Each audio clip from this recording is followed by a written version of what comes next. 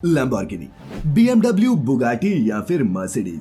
दोस्तों, इनमें से कोई ना कोई कार आपकी भी फेवरेट जरूर होगी, लेकिन इन सुपर कार्स को खरीद पाना हम जैसे महंगो लोगों के बस की बात नहीं। और वजह है इन इंपोर्टेड कार्स की करोड़ों में कीमत और फिर उस पर लगने वाली 200% इंपोर्ट ड्यूटी। दोस्तों, ये लग्जरी कार्स वैसे ही किसी के भी बजट से बाहर होती हैं और फिर इंपोर्ट ड्यूटी लगने के बाद इसकी कीमत दोगुनी हो जाती है, जिसकी वजह से अच्छे खासे रईस लोग भी इन कार्स को खरीदने से पहले कई बार सोचते हैं। लेकिन दोस्तों, शायद आप नहीं जानते होंगे कि इसी इंपोर्ट ड्यूटी का फायदा उठाकर कई कार डीलर्स और स्मगलर्स लोगों से करोड़ों रुपए लूट रहे थे। कैसे, जानेंगे आज की इस वीडियो में बिग बॉयज टॉयज स्कैंडल की कहानी, जिसमें इन्होंने फॉरेन से महंगी कार्स इंपोर्ट करवाकर सरकार और जनता दोनों को ही करोड़ों का चूना लगाया। Factify. Facts on your face.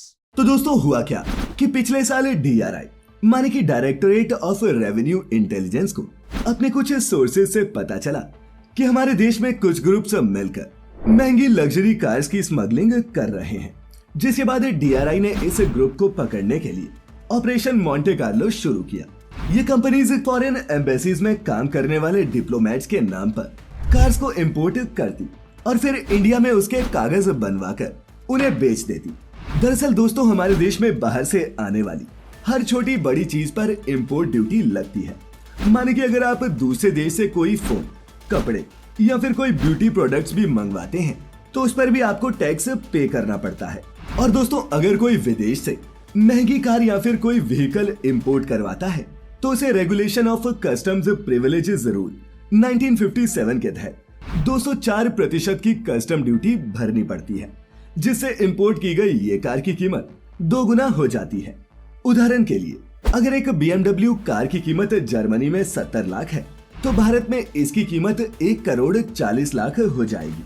लेकिन चूंकि एम्बेसी में काम करने वाले ये डिप्लोमेट्स हमारे देश के सिटीजन नहीं होते, इसीलिए इन्हें इनकम टैक्स और कस्टम ड्यूटी दोनों में छूट दी जाती है और वो बिना टैक्स पे किए विदेश से सामान मंगवा सकते हैं। और दोस्तों, हमारे सिस्टम का यही लूपहोल इन स्मगलर्स के लिए सोने की चाबी साबित हुआ, जिसका फायदा उठाकर ये जनता और सरकार दोनों को चूना लगा रहे थे। ये स्मगलर्स इंडिया में रहने वाले डिप्लोमेट्स के जाली दस्तावेज और ID बनाकर इनके जरिए विदेशों से बिना कस्टम ड्यूटी पे किए ही गाड़ियां इंपोर्ट करवाते और फिर बाजार में कस्टम ड्यूटी के नाम पर इन गाड़ियों को डबल कीमत पर बेचते। लेकिन जब एक के बाद एक कई गाड़ियां डिप्लोमेट्स के नाम पर देश में इंपोर्ट होने लगी तो DRI को भी शक हुआ। शुरुआत में DRI के पास इन स्मगलर्स के खिलाफ कोई सबूत नहीं थे, लेकिन फिर खबर मिली कि एक और लग्जरी कार इंडिया इंपोर्ट की जाने वाली है, जो दिल्ली में रहने वाले एक अफ्रीकन डिप्लोमेट के नाम पर रजिस्टर्ड है और इस कार को मुंबई से सीधा दिल्ली लाया जाएगा। अब ये कार सचमुच में उस अफ्रीकन डिप्लोमेट की थी या नहीं, यही जानने के लिए DRI के कुछ ऑफिसर्स हुलिया बदलकर पोर्ट पर जा पहुंचे, जहां उन्होंने देखा कि कार को ट्रैक में लोड करके दिल्ली नहीं बल्कि मुंबई के एक शोरूम में ले जाया जा रहा है। स्मगलर्स नहीं जानते थे कि DRI के ऑफिसर्स की उन पर नजर है और उन्होंने ये गाड़ी शोरूम को बेच दी। और फिर जैसे ही शोरूम के मालिक ने उस गाड़ी को बेचने के लिए डिस्प्ले पर लगाया, ऑफिसर्स ने वहां छापा मार दिया। DRI ने अपनी इस छापेमारी के दौरान अलग अलग शोरूम से 6 लग्जरी गाड़ियां सीज की, जिसमें Toyota land cruiser, range rover और दूसरी कई महंगी गाड़ियां थी।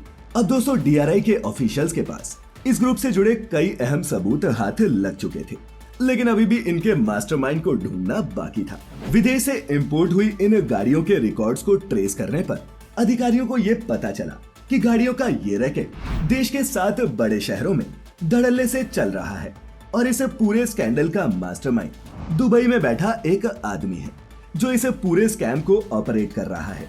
दोस्तों, ये आदमी अब तक UK, जापान और सऊदी जैसे अलग अलग देशों से 20 से भी ज्यादा लग्जरी कार्स को इंडिया में इंपोर्ट करवा चुका था, लेकिन इंडिया में बिना किसी बड़े कनेक्शन के इन गाड़ियों की स्मगलिंग करना पॉसिबल नहीं था।